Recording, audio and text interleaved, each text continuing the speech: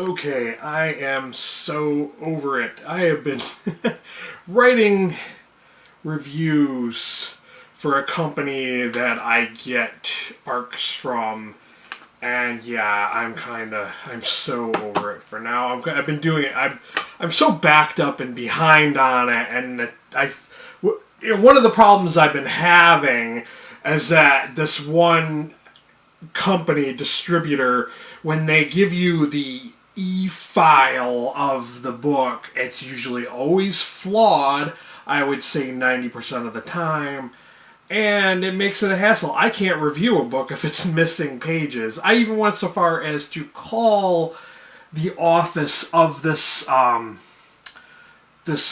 distributing company, and I told him, I says, I can't review these books if I can't even read them.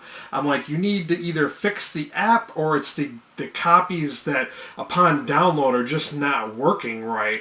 And I'm like, I've told you this, I've even tried to re-download the books, but like, they insisted that it was all my problem, not theirs. But I'm pretty sure there's other people probably experiencing that issue, but it is what it is. And that publisher will probably never want me to promote their books. They probably won't ever sponsor me. But I have heard from other YouTube channels that they are kind of hard to get books from. But enough of that. I know you guys don't want to hear me complain and rant about that, but that's just an issue I was having today. But I was thinking about making a video, because I used to do Friday reads and I would tell you guys what was going on, like new news, little updates, stuff like that. I kind of miss that. I don't miss doing the Friday reads because those were my least watched videos, because I don't think people really wanted to hear me recount that I'm reading the same book week to week. But doing something like this, maybe every 2 weeks or once a month, I give you guys a little update. You know, hey, I watched these TV shows. Hey, I saw these movies. Stuff like that I want to share with you guys. Like, for instance, I went with my family to see Scary Stories to Tell in the Dark. Now, I am an older generation, so no, those books were not my thing when I was in school. It's my wife's generation. She's about 10 years younger than me, but that was like in the 90s. That was their thing. People were wanting to read these books. I did not hear about them until recently, because it's kind of trending on Facebook. And then, of course, they made the film. And to be quite honest with you, as someone who enjoys horror films, I was not really impressed. I mean, I felt that the script for the film was really well written. The tales were kind of enjoyable, and I could see they were not being too scary for kids. Like my son, I teased him and I said, "Oh, hey buddy, are you gonna have nightmares tonight because this movie was scary?" But you know, there's scenes coming from someone who is a horror fan. Some of the scenes I actually found laughable, and I thought they were funny. The story, I don't know if I should spoil this. I don't want to spoil the movie for you guys. But, like, there was one scene with the scarecrow who's chasing one of the characters, and the way it kind of stomps reminded me of Chris Farley's I Live in a Van Down by the River skit. Just because the thing has this big fat face, and I don't know if it's supposed to be a pumpkin or what it is, but it's all this creepy bugs crawling out of its eyes and going in its nose and mouth and stuff. But I mean, yeah, some of the visuals were like creepy like that, but they weren't like overly scary. There was another scene I found quite funny, where they were on their investigation to try to... My son even compared this movie to like Goosebumps, because it kind of did have that feel, like, we have to fix and change this from happening, and we have to go on this like treasure hunt, like, you know, this journey to solve and fix it. And the kid says to the rest of the group, I had this nightmare, and this thing was chasing me, and it was in a red room, but the thing, like, that was chasing him was so funny. It was like, how could you find this thing scary? Because it looked like the girl from The Ring that crawls out of the TV, but she was like My 600-Pound Life. And I'm like, that's supposed to be scary? But, it is what it is. I do think it's a good introduction for young kids, maybe preteens. I don't know about teenagers, but I think it's a good introduction to the horror genre. It was a little, it had those jump scares. It was okay. I found it funny, to be honest with you. As someone who's watched a lot of horror films, I found it funny. And keeping on pace with the horror theme, I saw It Chapter 2. And I have to say, I will admit I am older, so it has been a very long time since I've read that book. I was figuring that I was probably 14 years old when I read it originally. So my details on remembering it are a little bit hazy. But I did see Chapter 1. I enjoyed it. I thought it was a good interpretation, even though I know everyone loves... what is his name? The guy from the Sweet Transvestite guy, Rocky Horror Picture Show. But everybody loved his adaptation of Pennywise. But I think Skarsgård does a really good job. I mean, this guy, the way he's like a natural talent, and he can do things with his face. It's just kind of weird and creepy. And he's a good actor. I think he did very good.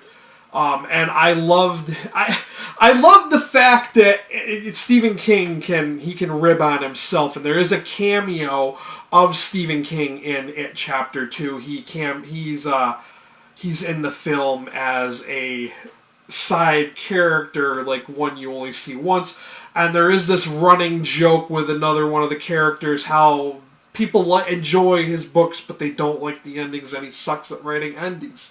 I thought that was hilarious because a lot of people, like your common average person who's probably going to see It Chapter 2, is probably not like a book nerd, and they're not gonna know that Stephen King is known for writing good books that everybody wants to read, but just he writes horrible endings. I thought that was kind of neat. I like that they threw that into the movie. That movie is very, very good. It was worth sitting there for like 3 hours to see this, and it really gave me a nostalgia for being a child again, because they do flash back between the adult scenes. No, the whole It Chapter 2 is not just them as adults, but it does flash back to them being kids every once in a while. And then they kind of wrap everything up in the end. And I won't say too much more about it because I don't want to spoil it for you guys. And like I said, it's been a very long time since I've read that book.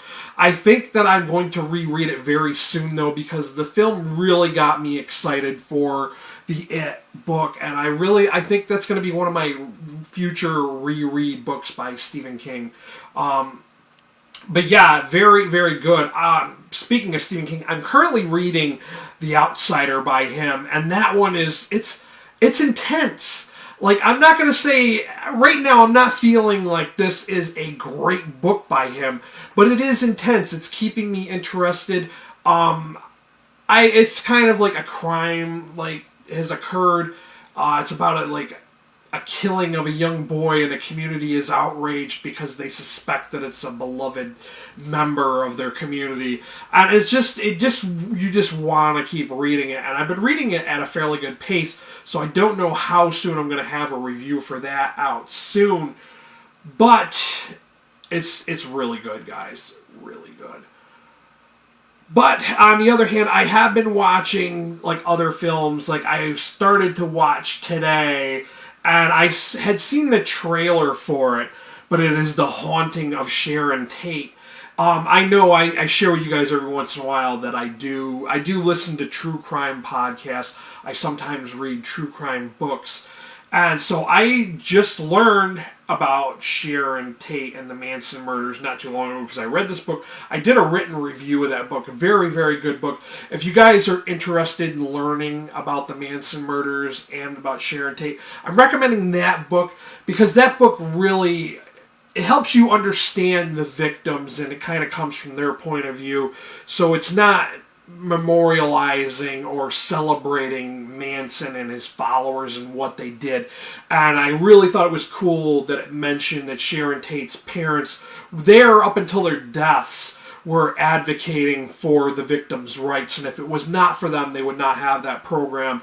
So good on them. And her sister to this day has taken over for her parents, which are deceased, and they want their sister, their daughter, to be remembered for more than just being a victim of Charles Manson.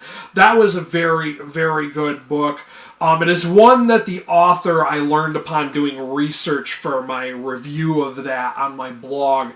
I learned that the author, every few years, updates that book. He puts out a new print and a new copy with updated information, which is really great. I mean, because from what he's doing with that, it was a good read. I really learned a lot. I mean, there were times that I thought he went on a little too much with learning about Sharon Tate. Like, he went over like whole script ideas for movies that she had done, which I'd never heard of, and I really was no interest to me.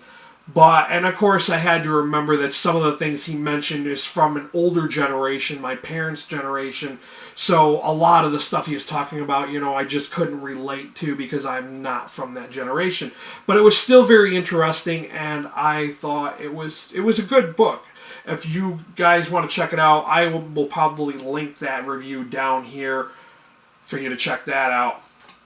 On Netflix and Amazon, like, besides The Haunting of Sharon Tate, I went sidetracked. I got talking about the book review, but I want to get back to talking about The Haunting of Sharon Tate. Don't go and watch it. It was bad. It's not accurate to the things that had happened, and it almost feels like Once Upon a Time in Hollywood, which I really did not like the ending for that. That I was hoping for an accurate adaptation of what had happened, what had occurred. And it was like one of these alternate world kind of movies, and the same thing can be said for The Haunting of Sharon Tate, which is very, very gruesome, and it's just, for shock value, it's very bloody and gory.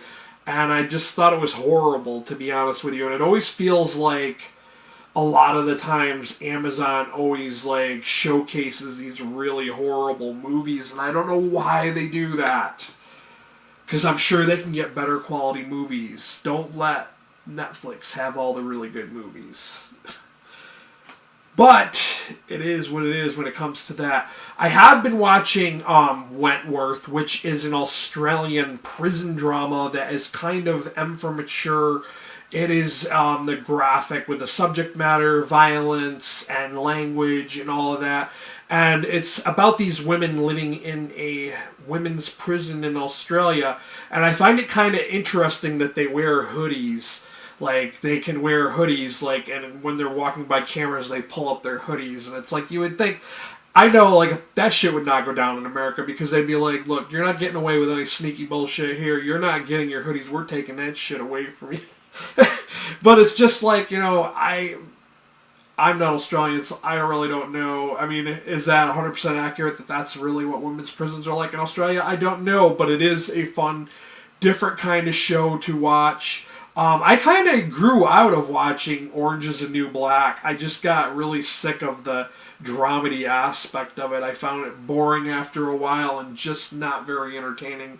I kind of stopped watching it after a few seasons, and I was just like, yeah, this is not for me anymore. Before that, going back to the true crime thing, I had binged Mindhunter Season 2, which, if you're not familiar with what Mindhunter is a Netflix adaptation of John Douglas's book of the same name. And I say it's an adaptation because it is kind of a semi-fictionalized accounting of the Mindhunter book. It is not literal because obviously they changed the names of people, and I'm sure they've dramatized a lot of different aspects. Like the Ford character is obviously John Douglas, and then the other character, I forgot his last name, but he's kind of like the boss or whatnot. I imagine he's Mark Olshaker. That's probably his who he's supposed to be. But this season was really good. They kind of hinted more at BTK, and they the main case was the Atlanta child murders, which that one is kind of a weird case because I'm on the fence personally after hearing all this stuff about it. I do not know 100% that Wayne Williams is really guilty of all those murders. Maybe he liked to kidnap and molest little boys. I kind of believe he might be capable of that, but I don't know that he did all of what they're saying he did, and was he just a scapegoat because they couldn't really find out who the killer was. And I'm still going with what John Douglas had profiled. I do think it was an African-American black individual because they did the tests and tried to have white people try to pick up black kids, and they didn't go for it. So that kind of proved his theory, you know. But yeah, I binged that Mindhunter. I tried to watch the Dark Crystal series that's on Netflix. I got an episode and a half into that. And I have to admit, I loved the Dark Crystal when I was a kid. I enjoyed it. Even though, if I look back on it now, it was horrible. These puppets moving like there was a 10-year-old operating the puppet controls. But yeah, I mean, it's just... And they should have made because they're not really puppets, it's all CGI now. But they should have made them move like they should move because, like, hey, it is the 21st century. You have better graphics capabilities and better special effects. You don't need to make them look like they're puppets anymore. It's something we lived with when it was the 80s because that's all there was. But now we have better, so make it better. But because of that, I lost interest and I just couldn't get into it. It really felt super, super corny. Even though I will admit, every Christmas I still like to watch Emmett Otter's Jug Band Christmas. It's still one of my favorites. Even though it's Muppets.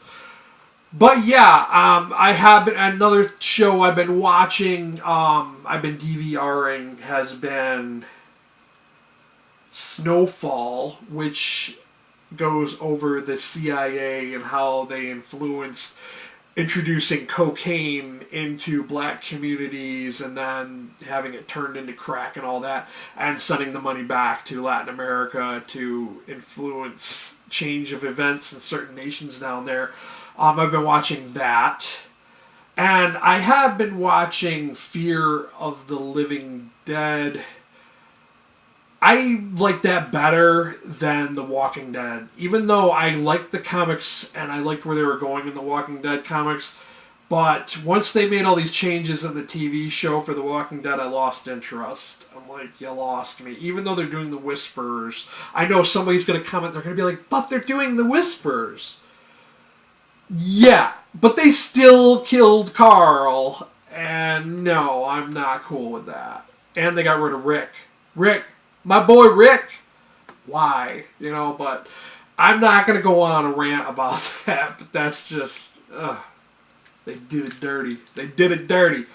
But yeah, I don't have interest in that one anymore, but I have been watching Preacher, which I know that I'm not going to recommend that one for everyone. There's this lady, this librarian at one of the libraries I go to pick up my books, and she's always into books. And I says, oh yeah, there's this new, adaptation that's based on a comic that's called Preacher, and she watched it, and I didn't know her religious, standing and whether she was religious or not, and she's like, that's blasphemy, and she was just really not happy with the recommendation. But hey, I kind of did forewarn her and did tell her it was a little mature.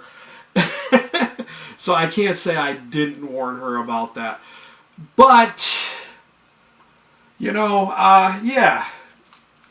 I did not mention it, but I did try to make a video similar to this, and I thought twice about uploading it. I did binge watch The Boys, too, which, to be honest with you guys, I only read the first volume of that series. I really enjoyed it. It's Garth Ennis. Very, very mature for audience, not for the kids. That one is very graphic, in which they kind of focus on all the things, the bad aspects that superheroes could potentially be, that they may not be the greatest heroes and greatest people of all time. That series was very good, although I did not like the fact that they changed the look for Huey from the comic books. He looked like, who is that British director? Simon Pegg, and they had Simon Pegg star as Huey's dad, which I didn't like.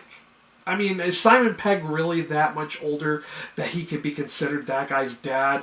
I didn't think Simon Pegg was really that old, so I thought that was kind of not the greatest part. But that was my only complaint about that series. Very, very good series. You should check it out if you have not already. I know the hype is probably beyond now. I think everybody who have seen it or would have wanted to see it has probably seen that one by now. Yeah, I know they were showing commercials for that on TV. I'm surprised. But yeah, that was kind of interesting. And, yeah. So that's basically what I've been watching lately. I haven't been really watching too many TV shows. I work a lot and I don't really have a lot of time. One of the new things going on in my life is that my wife, I never talk about what she does for a living. She works in the medical information technology field, and she basically like turns records, medical records, into digital copies, and she allows patients to have access to them, stuff like that. She works in an office setting, and it's in the basement of the hospital. But she was always a temporary, but they always gave her 40 hours a week, and the pay was not too bad for our area. But recently, it's just been kind of up and up with them. It's been kind of weird. Like, they'll be like, oh, we're going to offer you a full-time job with benefits and more pay. And like I say to my wife, it's like the carrot and the stick. I don't know if they keep promising this because they want her to be the best of her abilities worker, or if it's just like they're wishy-washy and they're not really sure. I don't know, but she did find out a couple of days ago that they're letting her go, and she's only going to be working there until the end of this month.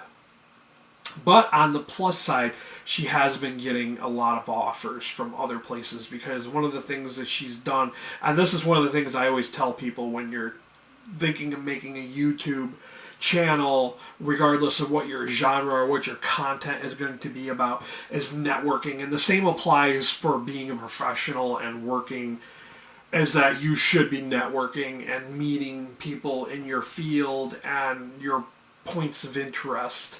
You should be meeting people and getting to know who's who, and you'll, potentials, opportunities may arise because of it.